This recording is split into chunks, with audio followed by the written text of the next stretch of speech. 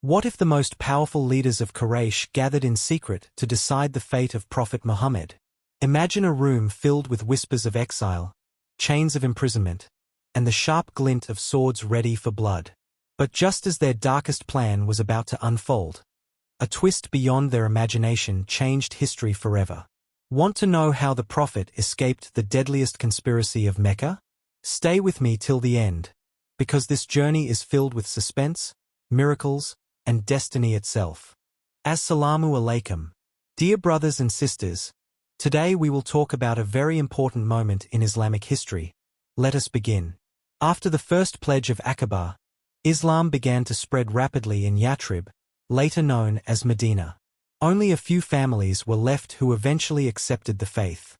Through the efforts of Asad bin Zurara, arrangements for congregational prayers were made, which were performed in the area of Hara Bani Bayada. When the number of Muslims reached 40, they chose Friday as the day for collective worship, similar to the Jews who gathered on Saturday and the Christians on Sunday. In the age of ignorance, this day was known as Yawm al-Aruba. Ka'b bin Lu'ay changed its name to Jumu'ah. The very first Friday prayer was led by Asad bin Zurara in the area of Bani Bayada. At that time, the command for Friday prayer had not yet been revealed. It is narrated that this act of the Ansar was so pleasing to God that Friday prayer was made obligatory on all Muslims. The famous Ansari companion Ka'b bin Malik became blind in his old age. His son Abd-ar-Rahman used to take him by hand to the mosque. When he heard the call to prayer for Friday, he would always pray for the forgiveness of Asad bin Zurara, saying that he was the first to lead them in the Friday prayer in Medina. In the 13th year of prophethood, during the pilgrimage season in June 622, 500 pilgrims came from Yathrib. Among them were 73 men and 2 women who were Muslims. They came mixed with their polytheist tribesmen so that those who had not yet accepted Islam might embrace it, and those who already had faith could pledge loyalty and sacrifice at the hands of the Prophet, and invite him to migrate from Mecca to Medina. This group stayed at Mina and secretly informed the Prophet about their intention. That night, at the old valley of Akbar, the pledge was arranged. Among the 2 women present, one was Nasiba bint Ka'b of Banu Mazin bin Najah, famous by her title Amara, and the other was Asma bint Amma of Banu Salma, known as Munia. The Prophet was accompanied by his uncle Abbas, who had not yet embraced Islam but loved the Prophet dearly. He addressed the gathering saying, "O people, you have invited Muhammad to Medina. Know that he is the most honored among his family. Those who have believed in him stand firm for him, and even those who have not believed still protect him out of respect for family honor. Muhammad is ready to leave everyone and come to you. So if you truly have the strength to protect him and are ready to face the enmity of all the Arabs, then decide firmly, and agree on one clear word, for truth alone is good." After hearing this, the chief of Khazraj, Bara bin Marur, replied, "O Abbas, we have heard what you said, and we say what is in our hearts. We have decided upon truthfulness, loyalty, and sacrifice of our lives for the Messenger of God." Others then said, "O Messenger of God, we are ready in every way. Take from us whatever pledge you wish." The Prophet then recited verses from the Quran and presented the teachings of Islam. He said, "I ask from you the promise that just as you protect your wives and children, you will protect me and my companions." Bara bin Marur said, "O Messenger of God, by the one who has sent you with the truth, we promise to protect you as we protect our families. Extend your blessed hand so that we may pledge allegiance. We are warriors of the battlefield."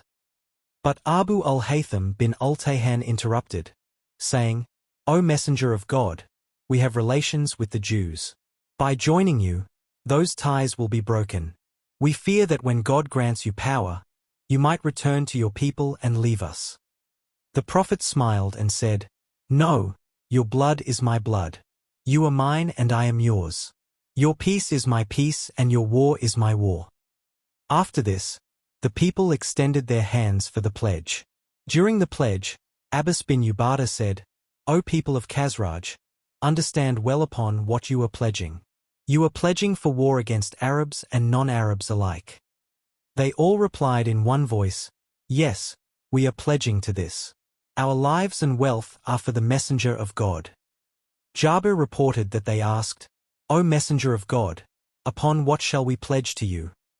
He replied, to listen and obey in every condition, whether in joy or sorrow, to spend in the way of God in both hardship and ease, to enjoin good and forbid evil, to fear none in the cause of God, even if blamed by critics, and to protect the Prophet when he comes to Medina, just as they protect their own families. The reward for this is paradise. It is narrated that Abu Umama Asad bin Zurara was the first to place his hand in the hand of the Prophet, followed by the rest who pledged one by one. The Prophet gave them glad tidings of paradise. The two women present gave their pledge verbally, for the Prophet never shook hands with unrelated women. Some said that Bara bin Maror was the first to pledge. In short, in this spirit of passion, 75 devoted people of Medina pledged allegiance to the Prophet in what became known as the Second Pledge of Akbar, or the Greater Pledge of Akbar. This historic pledge took place in Dhu al-Hijjah of the 13th year of prophethood, corresponding to June or July of 622. The migration of Umar bin al-Khattab is a very interesting event. The companions usually migrated quietly without any announcement or display in order to avoid the mischief of the disbelievers, because the disbelievers would stop them from migrating. But Umar was the only companion who migrated openly. When he prepared for his journey to Medina, he armed himself in a grand manner. He carried a sword by his side, placed a bow on his shoulder, held arrows in his hand, and took a spear with him. Then he went to the Kaaba. In the courtyard of the harem, the Quraysh were gathered in their assembly. Umar performed 7 circuits around the Kaaba and prayed at the station of Abraham. Then he came to the gathering of Quraysh, who were sitting in a circle, and said, May the enemies be humiliated. I am migrating to Medina. Whoever wishes that his mother should lose him, his children become orphans, and his wife become a widow, let him try to stop me beyond this valley. But not one disbeliever dared to stop him. Thus, Umar set out for Medina. Along the way, some Muslims joined him, and in this way a group of 20 people traveled together towards Medina. Other companions who tried to migrate would often fall into trials. If the disbelievers learned of their migration, they would arrest them and sometimes attempt to bring them back from Medina to Mecca to imprison them. Such was the case with Ayosh bin Rabi'ah. He, along with Hisham bin Az and Umar, had agreed to migrate together. They decided to meet at a certain place near the reservoir of Banu Ghaffar. They agreed that whoever did not reach there in the morning would be considered captured, and the rest would depart without waiting. In the morning, Umar and Ayosh arrived, but Hisham had been seized by the disbelievers and was shackled in a house under imprisonment. When Umar and Ayosh reached Quba near Medina, Abu Jahl and his brother Harith came to Ayosh. The 3 of them shared the same mother. They said to him, Your mother has vowed not to comb her hair and not to sit in the shade until she sees you. Hearing this, Ayosh felt pity for his mother. Umar said to him, Ayosh, beware. By God, they only want to turn you away from your faith. By God, if your mother is troubled by lice, she will comb her hair. And if the sun of Mecca burns her, she will surely seek shade. But Ayosh, being tender-hearted, did not listen. He prepared to return with them in order to fulfill his mother's vow. Umar said to him, If you insist, then take my camel. It is strong and swift. Do not dismount from its back, and if you notice anything suspicious from them, flee immediately. Ayosh rode on the camel with Abu Jahl and Harith accompanying him. Along the way, Abu Jahl said, By God, I have burdened my camel heavily. Will you not let me ride your camel for a while? Ayosh agreed and made the camel kneel. All 3 dismounted so that Abu Jahl could climb onto the camel, but as soon as they were on the ground, both brothers suddenly attacked Ayosh. They bound him tightly with ropes and took him back to Mecca in broad daylight. They shouted, O people of Mecca, this is how you should deal with your fools, as we have done with ours. Thus, both Hisham and Ayosh remained prisoners of the disbelievers. After the Prophet migrated, one day he said, Who will free Hisham and Ayosh for me? Walid bin Walid said, O Messenger of God, I will. Walid secretly entered Mecca. He saw a woman carrying food and asked her, "Where are you going, servant of God?" She replied, "I am taking this food to 2 prisoners." Walid followed her and recognized the house. The house had no roof. At night, he climbed over the wall, reached them, and cut their shackles with his sword. Then he mounted them on his camel and brought them safely to the Prophet. This is how the disbelievers treated those whose intention to migrate became known. These 3 incidents are examples, yet despite such dangers, Muslims continued to leave one after another. In fact, just 2 months after the pledge of Akbar, not a single Muslim remained in Mecca except the Prophet, Abu Bakr al-Siddiq, and Ali. When Abu Bakr expressed his intention to migrate, the Prophet said, "Do not hurry. Perhaps God will grant you a companion." Abu Bakr then hoped that this companion would be none other than the Prophet himself. He bought 2 fine camels and kept them prepared for travel. At the time of migration, the Prophet left Ali behind in Mecca so that he could return the trusts of the Quraysh which had been placed with him. If those trusts had been returned earlier, the secret of migration would have been revealed. Thus, according to the instructions of the Prophet, Abu Bakr and Ali remained behind for some time, while a few other Muslims were forcibly held back by the disbelievers. Meanwhile, the Prophet prepared his provisions and awaited the command of God to depart. Abu Bakr also kept his travel gear ready. When the polytheists saw that the companions had prepared themselves and departed with their families and wealth, reaching the territory of Aws and Khazraj, they were greatly disturbed. After the second pledge of Akbar, when the Quraysh disbelievers learned its details, they realized that the Muslims had now found a refuge in Yathrib, and had also secured the support of the tribes of Aws and Khazraj. It was highly possible that soon all Muslims would migrate to Yathrib. The Quraysh understood that very soon the Messenger of God too would migrate. The disbelievers knew that the Messenger of God possessed perfect leadership and guidance, along with extraordinary power of influence. They also knew how much determination, steadfastness, and spirit of sacrifice was found among his companions. They were aware of the strength, resources, and military ability of the tribes of Aws and Khazraj, and how strongly their wise men were inclined toward peace and reconciliation after having suffered for many years from civil war. They also realized the strategic importance of Medina in relation to their trade route that stretched from Yemen to Syria along the coast of the Red Sea. The annual trade of the Meccans with Syria alone amounted to vast wealth, not to mention the trade of the people of Taif and others. All this commerce depended on the safety of this route. From these details, it is easy to understand the dangers facing the Meccans if Islam firmly took root in Yathrib, and if its people stood alongside the Muslims against Quraysh. Now a great and real danger stood before them, challenging their pagan and economic unity. Realizing the gravity of this threat to their very existence, the Quraysh began thinking of the most effective solution. They knew that the foundation of this danger was none other than Muhammad, the Messenger of God. For this purpose, about 2.5 months after the Great Pledge of Akbar, on a Thursday morning in the month of Safar, a secret meeting was held in the Meccan parliament at Dar al-Nadwa. In this dangerous gathering, the prominent chiefs of Quraysh tribes were present, including Abu Jahl bin Hisham from the clan of Banu Makhzum, Jubayr bin Mutim, Tuaymah bin Adi and Harith bin Amir from Banu Nawfal bin Abd Manaf, Shaybar bin Rabi'ah, Utbah bin Rabi'ah and Abu Sufyan bin Harb from Banu Abd Shams bin Abd Manaf, Nadar bin Harith from Banu Abd Uldar, Abu al-Bukhtari bin Hisham, Zamar bin Aswad and Hakim bin Hizam from Banu Asad bin Abd al-Uzza, Nubayba bin Hujai and Munabi bin Hujai from Banu Sam, and Umayyah bin Khalaf from Banu Juma. When the meeting began, suggestions were put forward, and lengthy debates followed. The first suggestion was that Muhammad be expelled from their midst and driven out of the city. Another proposed that he be shackled with iron chains, imprisoned, and left to die like poets of the past. Both of these suggestions were rejected.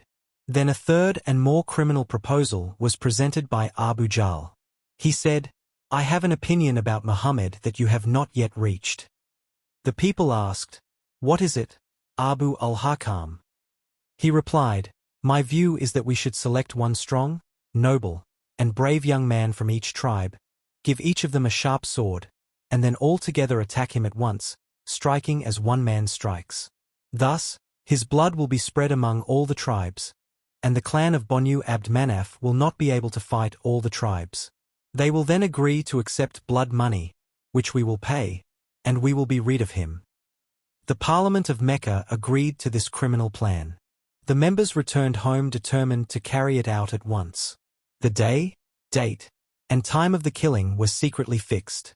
But one day before the appointed time, God granted the messenger permission to migrate, and by revelation informed him of the secret plot of Quraysh. When the fire of pursuit was extinguished and the search efforts ended, and after 3 days of fruitless attempts, the zeal of the Quraysh subsided. Then the messenger of God and Abu Bakr resolved to depart for Medina. They had already arranged with Abdullah bin Urayqit, a guide familiar with desert routes, to lead them. Though he still followed the religion of Quraysh, he was trustworthy. Their mounts had been placed under his care, and it was agreed that after 3 nights, he would bring them to the cave of Thawr. On the night of Monday, Abdullah bin Urayqit arrived with the mounts. Asma, the daughter of Abu Bakr, brought provisions but had forgotten to tie them. At the time of departure, she tore her waistband in 2, fastening the provisions with one part and tying the other around herself. Because of this, she became known as the one with 2 belts. After this, the messenger of God and Abu Bakr set out, accompanied by Amir bin Fuhaira. Their guide Abdullah bin Urayqit first led them toward Yemen, then westward to the seashore, then along a rarely used path near the Red Sea, before turning north toward Medina. On this journey, Abu Bakr would ride behind the messenger of God on the same mount. Due to the signs of age on him and the youthfulness of the Prophet, people who saw them paid more attention to Abu Bakr. If someone asked about the man ahead of him, Abu Bakr would reply, "He is my guide, showing me the way." People assumed he meant the desert path, while he actually meant the path of goodness. During this journey, they passed by many places along unknown routes until they finally reached Quba near Medina. On the way, Abu Bakr narrated that once, after traveling by night until midday, they rested under the shade of a large rock. He prepared a place for the Prophet to sleep and watched over him. A shepherd arrived, and at Abu Bakr's request milked a goat, whose milk was cooled with water and then offered to the Prophet when he awoke. He drank until Abu Bakr was content. Later on the journey, they passed by the tent of Mabad of the Khuzrah tribe, an event remembered in detail elsewhere. They reached the place of Jufa, where the Prophet was filled with longing for Mecca, until Gabriel brought down the verse of the Quran, "Surely, the one who has ordained the Quran upon you will bring you back to the place of return." This verse brought him comfort. Along the way, they encountered Buraida bin Qasib al-Islami, leader of his tribe, who with 70 men had set out to capture the Prophet for the reward promised by Quraysh. But after speaking with the Prophet, Buraida was deeply moved, embraced Islam with his 70 companions, and joined the Prophet's caravan. Near Quba, he asked the Prophet to allow them to raise a banner. The Prophet gave him his turban, which was tied to a spear and carried as the first banner of Islam. Later, they met Zubayr bin al-Awwam returning from a trade journey from Syria. He gifted white garments to the Prophet and Abu Bakr, promising to migrate soon himself. Meanwhile, in Mecca, people heard a mysterious voice reciting verses praising the 2 companions who had stayed in Mabad's tent. The voice was heard but its source unseen, and it revealed the direction of the Prophet's migration toward Medina.